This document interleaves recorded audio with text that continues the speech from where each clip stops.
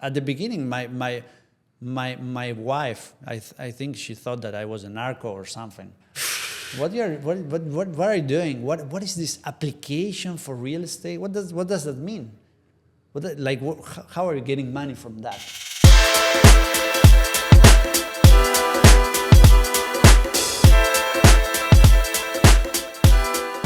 Are you from Panama originally? No, you said you're from. No, I'm from Argentina, actually. How'd you get to Panama? How'd you get to Panama? I just came here 10 years ago because I had a company in Spain, and I just the company went really bad, and then I just came here. What was the business? Our business right now, it's a 3D software platform for real estate. So we help real estate developers to pre-sell their projects before being built, with all the inventory in real time, with everything in 3D. So it's an interactive sales solution for new developers, for new developments. So yeah, it's about that. That's interesting. I'm doing developments here in Latin America. So cool. What does that look like? Are you guys doing the master planning, or you're taking all those collaterals and then digitalizing it? Exactly. We are creating digital twins for each project. We basically get all the architectural files, the CAD files and all that stuff, designs and all that stuff. And then with our own 3D engine, we first model in 3D everything, the whole project, the entire project. And then we digitize that into an interactive sales, like a showroom, a 3D showroom, let's say. Gotcha. How'd you get into that business? I met my partner. I say that he's my wife, actually, kind of my wife, my second wife, maybe. He comes from Electronic Arts, from video gaming, 3D video gaming. He's amazing. And he just started here in Panama. He's Canadian, but he started here in Panama, doing the platform. And he got married with an architect and with a woman that she's architect from Panama, and that's why he kind of started to live here.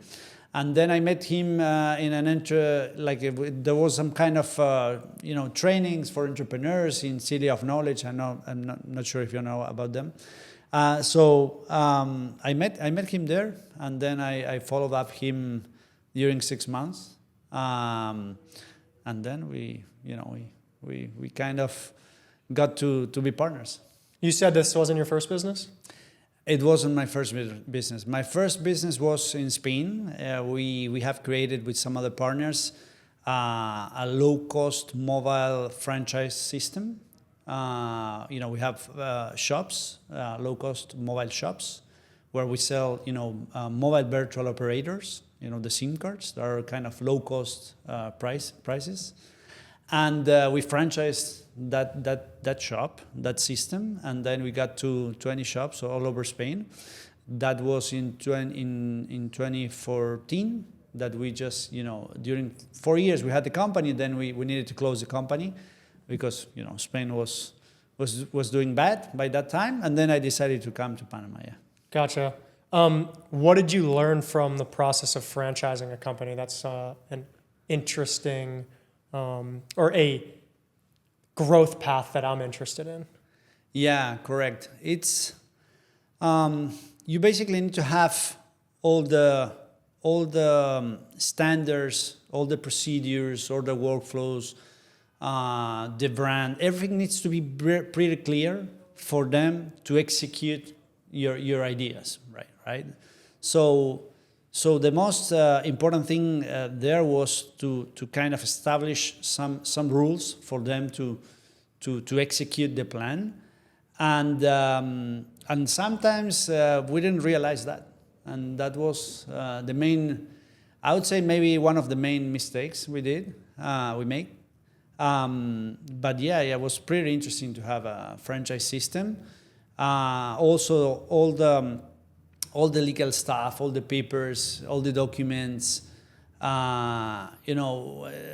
Typically, franchises they wanna take different directions. Sometimes they wanna try to get some other providers. some other products, and you need to be very clear and have some, legal documents that prohibit that. Have you always been an entrepreneur, or did you ever live? This was corporate? well, actually, this was my second company. The first company was in Argentina when I was 18 years old. I started to repair computers at home, to do some software maintenance and all that stuff in my neighborhood. It was like that. And we created a company. We started importing, and distributing hardware. That was kind of, like a small business that I started. Then I moved to Spain to study and then to work there. And then I created that company. And then I lived there for 10 years, and then I moved to Panama. Why did you take the entrepreneurial path as opposed to going the corporate route? Why did I take the entrepreneurial path? Because I wanted to be someone. I wanted to do something interesting. I wanted to create something that can add value. And I guess that, my family, they have always been workers, like regular employees. Their whole life they work as employees, and then, well, I saw that, and then I said, you know what, I want to create something different. I want to be something different. That's why I made it like this. And what were those early days like when you first started your first company? Did you have any guidance or any mentorship, or you were just kind of figuring it out as you went? Well, when I was in Spain, I used to have 3 partners, and they were older than me. So when you were 18? No, that was no. When I was 18, and I just had my brother and me, we were doing stuff, like very basic stuff. But then when I moved to Spain, I had these 3 partners, and they were older than me. So I learned a lot from them, and they used to have their own companies. So I used to be like the general manager. I worked there. But then they were like partners, not in a every day working at the company, right? So I learned a lot of stuff from them, and then when I moved to Panama and then we started Hauzd, we used to have some mentors at the beginning, but we definitely we are kind of missing that here right now. Central America and specifically Panama, there's not too many startups here, right? So there's not like a whole startup ecosystem where you can have a lot of mentors and stuff, right? So we know some people, but one important advisor we have actually is the ex-CEO of Matterport, Bill Brown. He's really good, and well, he's one of our advisors right now. So when you said you were in Spain and you had those 2 partners that were mentoring you and you learned a lot from them, what did you learn from them? Well, they were not really mentors; they were partners. Yeah. So, but they were really good. I guess that I needed to do many things by myself, but probably I would say that I've learned on how to manage a team, how to be a leader in that company. But they were more like off the records and this partners. Silent partners. It's like silent partners. Yeah, exactly. Of course, we had board meetings and all that stuff. So I guess that I learned a lot of things, just on myself. To be honest, a lot of watching a lot of videos. I used to have one important coach. His name is Dan Martel. He comes from software as a service. He's really, really good. He's Canadian, actually. And we had him like 1 year. A lot of stuff learned from him, a lot of processes, workflows, a lot of marketing tips, strategies, many things very specifically related to software as a service. and that has helped me a lot for this actual company that we have. What were those tips and those marketing tricks that he taught you? Oh, or workflows, or I don't know. There's so many documents that I've saved, just simple as that maybe you don't realize when you're starting a company. But let's say like a weekly sync. You need to have a weekly sync with your a weekly what? A weekly sync. Sync? Like a meeting? Like a meeting. Gotcha. Yeah, he called it weekly sync. Gotcha. That's why I have it on my head, right, like this. And it was interesting because he has the document on what are the things that you need to discuss with your team every Monday, let's say. But like this, many things. Like, for instance, why you should have an executive assistant when you're an entrepreneur and you are doing many things at the same time. So you need someone who can, back up you a little bit, and you can delegate a lot of minor tasks that are, taking your time every day, and you need to be focused on the big picture, on strategies, on how to grow the company, and all that stuff, right? But like this, I have many documents and many workflows saved on my Go Drive. We have everything kind of, as a small company, very organized, right? Like, for instance, all the analytics, like why you should have a dashboard from the beginning, a simple dashboard, but something from the beginning where you can see all your sales, all your costs, what is the ticket price, like the average ticket price, many things like that, right? You said that in one of those documents it talked about what are the things that should be discussed with your team in a Monday meeting. What are those things? Yeah, first of all, what are the obstacles or challenges that, what we do in our company is we, every manager talks like 1 or 2 minutes in that meeting. And then, they talk about their challenges, their obstacles.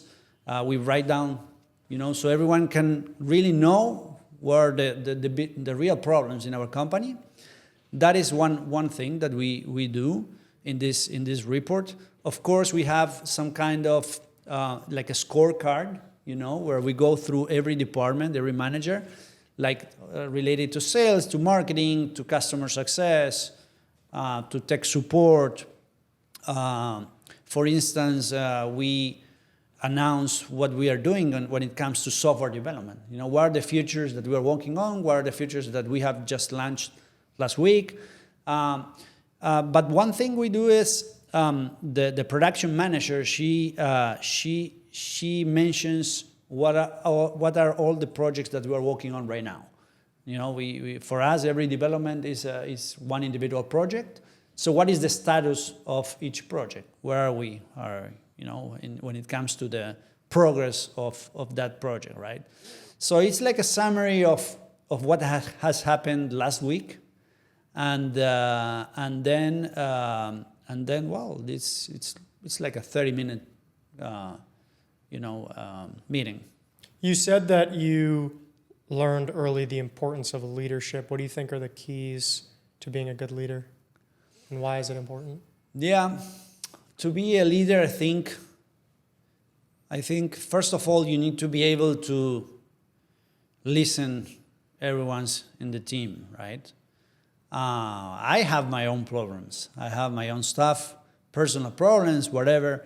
But we should be always try to listen what they have to say, and try to work with them on those problems. For me, that is kind of the difference between a leader and a boss, right? Like in Panama, it's very common that everyone talks about a boss. I have my boss, and my boss wants me to do this and that. Okay, why you are doing this and that? What is the main reason? Do you understand why? So for me, being a leader is really helping them and explaining, employees and the team on not how to make things, but how to think about how to make the things, right? It's like developing the criteria for them to kind of understand how to do it, but next time they can do it right away, right? So I think being a leader, that is kind of the most important thing, I believe. And then be always, always nice with people. We try to be not a boss, but a leader, like being nice, helping them, meeting with them, discussing with them, planning with them. I think that is kind of the main thing. Also, we constantly, we try to be flexible sometimes. Even if we have some rules in the company, we of course, as a company, we have our documents and our rules and our employee handbook and all that stuff, but we try to be flexible. And when you are flexible and you become somehow a little bit of, I wouldn't say like a friend of your employee or of your team, but like a close relationship, right? And that helps a lot. Like they need to trust on us, we need to trust on them. So you said you had some difficulty with your last company in Spain. What did you learn from that experience that you take into this newest company that's helping you to not encounter those same problems? Yeah, that is a good question. Well, back then I think I was also very young. So when you're young, you make mistakes, and then as soon as you start growing a little bit, you kind of understand more and you're more patient about things, right? You do think twice before doing whatever. I would say that one of the main things I've learned is how to somehow probably I learned how to really become a leader at the end, because back then I was very young, so maybe people can kind of see me as more like a boss than like a leader. But then in this company, I think I became like a leader right now, and one of the main things was how to really structure all the company and all the processes we have. In that company in Spain, there was a lot of processes that were not clear. And in this company, I have much more clarity on which processes should I have, what is every department need. There was more communication with the team, right? So yeah, so I don't know. Right now, it's like many things. I guess that I learned many things. What is the biggest challenge that you've encountered to date as an entrepreneur? The biggest challenge is probably how to,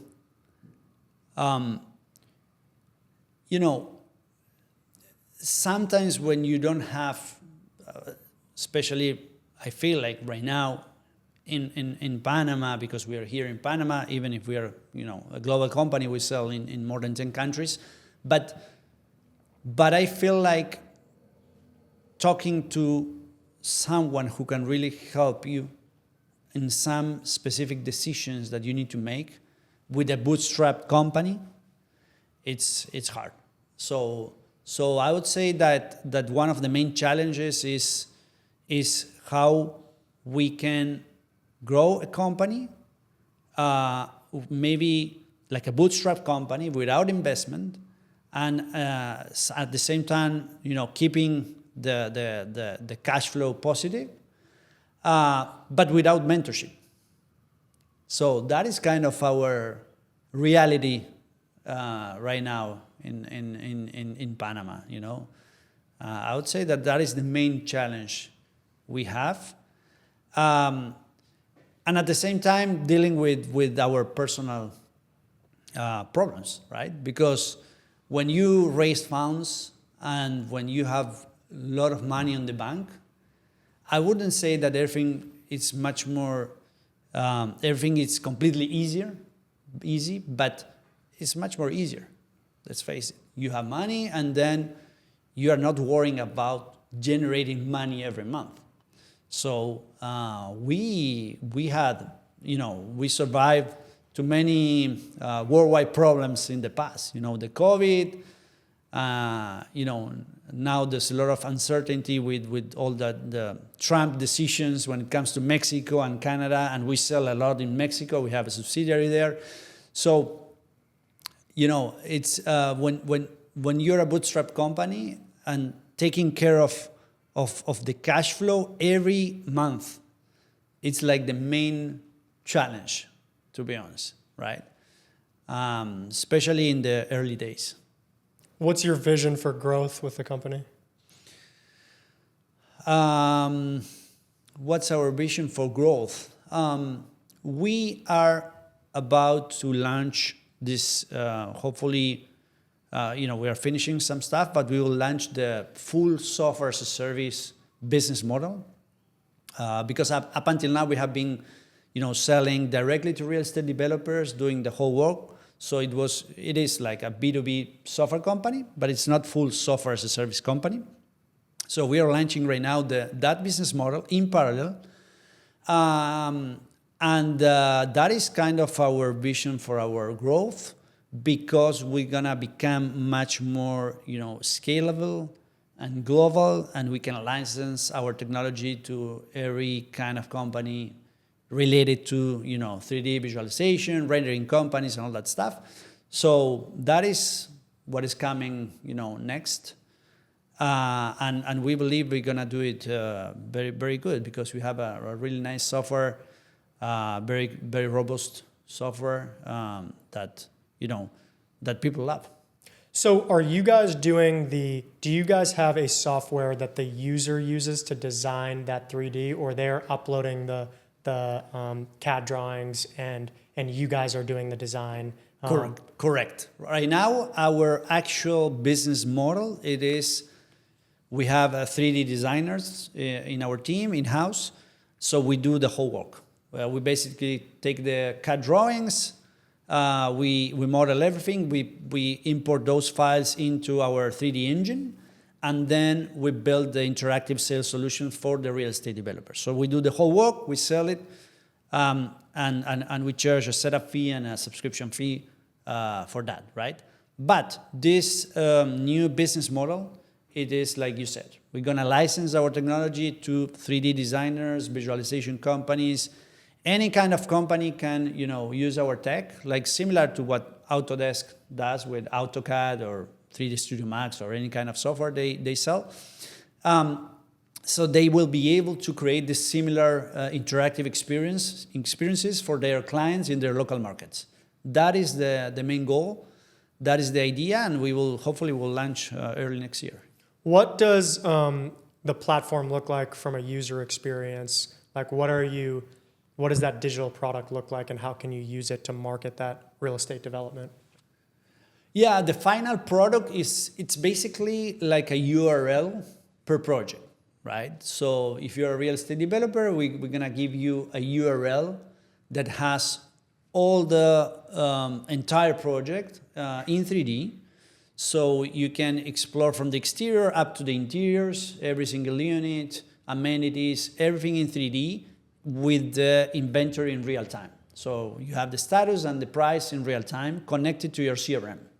That is the deliverable that we give to the clients, and of course, as a buyer, you can access that link from anywhere.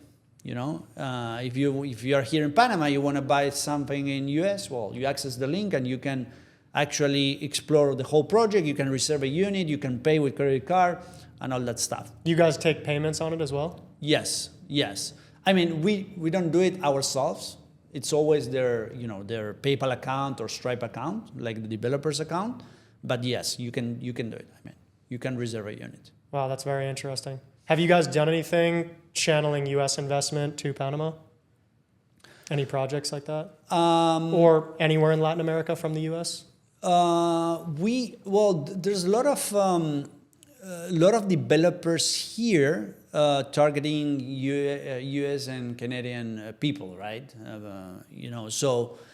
But that is more like developer strategy. Like we don't really get into that. We just provide a platform. Gotcha. Then you can use it anywhere. You can embed our platform in any portal, any marketplace, or you can use it on your sales center, in your showroom. You can take it to an expo and put it a big touch screen.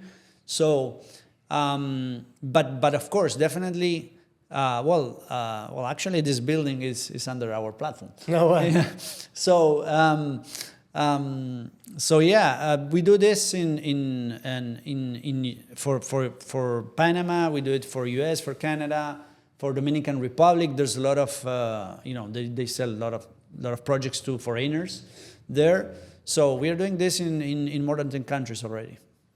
Final question: what is your own personal definition of success? That is a good one. Of success, well, I think for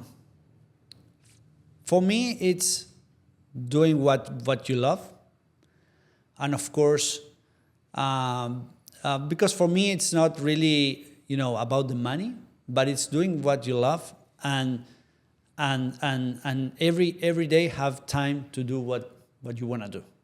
I love to play tennis. I wish I have more time to play tennis. So for me, being like an entrepreneur and a successful entrepreneur and hopefully one day having an exit means having free time to do more stuff. For me, the time is all. It's really good advice. What would be, actually I have one more question. What would be your single biggest piece of advice that you would give to new entrepreneurs? To new entrepreneurs. I would say that the main thing is to be persistent. I think to be successful as an entrepreneur, you need to be persistent. You need to have discipline, and it doesn't matter which business you are doing, actually. It doesn't matter if it's a tech startup or whatever kind of company you're building.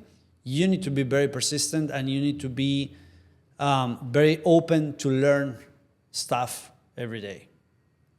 I learn a lot just by doing a lot of research, and now with AI you can learn much more stuff by yourself, right? So that is my big advice, I would say, is being very persistent and believe in yourself, because many people at the beginning will tell you that you are crazy. What are you doing? There's people that still they don't understand what I'm doing. At the beginning, my wife, I think she thought that I was a narco or something. What are you doing? What is this application for real estate? What does that mean? How are you getting money from that, right? So, if you don't come from this world, it's Panama. It's a very traditional country, traditional market, a lot of small companies. So there's no lot of technology, right? So I would say again, my big advice is that believe in yourself and what you're doing, what you're building, and do it every single day of your life, and improve, and then being also flexible to iterate, because at the beginning we couldn't really license our technology, but now we are kind of ready to license our technology. So we needed to do something else to be here right now to kind of start licensing our tech, right? So you need to be flexible for that. Yeah, I agree completely. Also very good advice. Where can people, if they're interested in connecting with you or interested in your services or your company, where can they find you? Yeah, sure. Of course, our website is hauzd.com, but they can look at me at LinkedIn. I use LinkedIn a lot. much more than Instagram and all that stuff. So definitely they can reach out to us, and we will, schedule a demo and show them the software in action. More than happy to do that. Awesome. Well, I appreciate you coming on. Thank you. Nice. Nice.